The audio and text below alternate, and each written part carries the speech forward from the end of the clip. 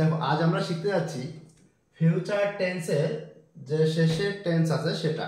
দেখো future perfect continuous tense, আমাদের আজকেই টেন্সটা শেষ হয়ে যাচ্ছে, ঠিক আছে। এরপরে তোমাদের যদি কোনো টেন্সে কোনো সমস্যা হয় সেটা কমেন্ট করে জানাবে, তাহলে সেই টেন্সটা নিয়ে আমি পুনরায় আবার ডিটেলসে আলোচনা করব, বা যেখানে যেখানে বুঝতে পারছো না সেই জায়গাগুলো যদি আমাকে বলে দাও সেই জায়গাগুলো নিয়ে আমি আলোচনা করব, ঠিক আছে।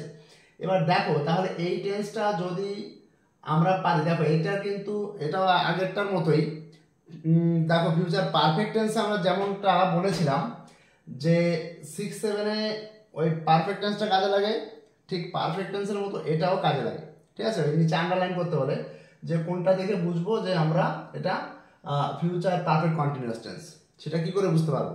অতএব তোমাকে কিন্তু তাহলে স্ট্রাকচারটা কিন্তু জানতেই হবে, এই অর্থাৎ গঠনটা বা স্ট্রাকচার, এটাকে গঠন বলা হয়, স্ট্রাকচার বলা হয়, ঠিক আছে। অতএব এইগুলো কিন্তু তোমাকে জানতে হবে যে গঠনটা কেমন বা স্ট্রাকচারটা কেমন।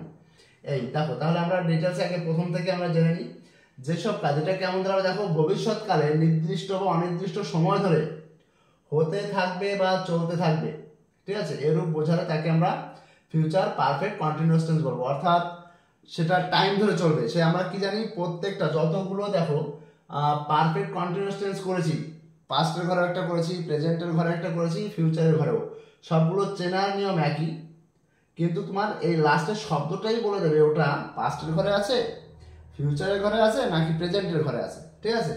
দেখো এটা ভবিষ্যৎকালে হতে থাকবে বা চলতে থাকবে, তাহলে আমরা এটা চিহ্ন কি করে সেই আবার সেই সময়ের উল্লেখ থাকবে, সময়ের উল্লেখ থাকবে এবং ধরে থেকে যাবত এই শব্দটার উল্লেখ থাকবে।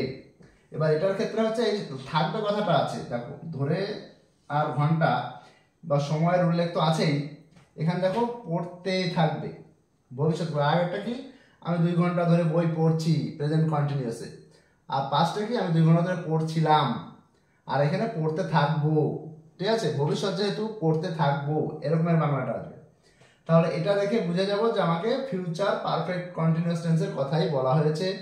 তখন আমি এই গঠনটা ফলো করব, সাবজেক্ট, তারপর শ্যাল উইল হ্যাভ বা উইল হ্যাভ বসিয়ে দিয়ে তারপরে তার সঙ্গে একটা বিন কথাটা আনতে হবে। এবার বিন কথা আনতে হবে, আর বিন কথা আসলে আর কি এখানে দেখো ভার্বের সঙ্গে আইএনজি অবশ্যই যোগ করতে হবে, তারপর অবজেক্ট যদি থাকে তাহলে বসবে, না থাকলে বসবে না।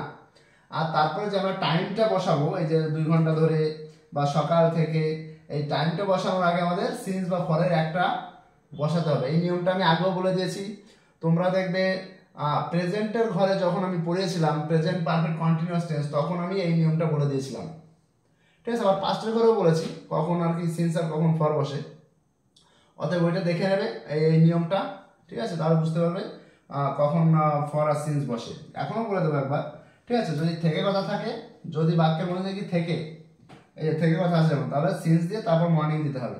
আর যদি এরকম ধরে কথা থাকে তাহলে ফর ব্যবহার করব আমরা, ধরে থাকলে আমরা ফর কথাটা ব্যবহার করব। এই তারপরে টাইম যেটা দিয়েছে এই টাইমটা বসিয়ে দেবো।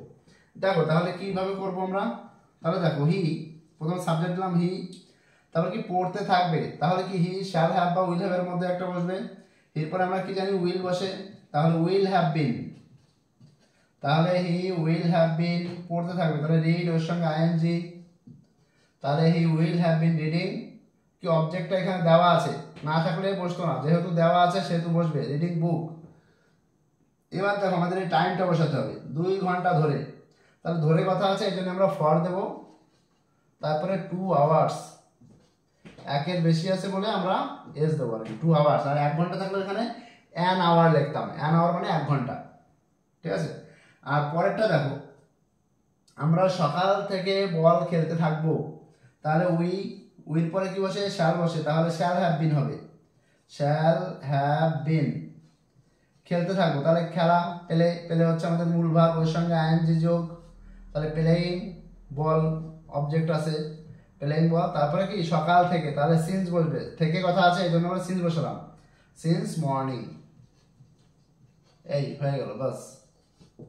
এই তাহলে এইভাবে আমাদের এই নিয়ম থাকলে যখনই আমরা দেখবো যে আমাদের এই নিয়মটার মধ্যে পড়েছে, এই বাংলাটা দেখে আমরা যখন বুঝতে পারবো, তখন এই স্ট্রাকচার ফলো করলে আমাদের এই বাংলাটার এই ইংরেজিটা দাঁড়িয়ে যাবে, ঠিক আছে। অতএব তোমরা এই টেন্সটা শিখে নেবে, ঠিক আছে না। তাহলে এই টেন্সটা সবাই শিখে নেও এবং লিখে নেও। আর যদি কোথাও কোনো অসুবিধা হয় তাহলে বলবে। ঠিক আছে, তাহলে অবধিই থাকবে।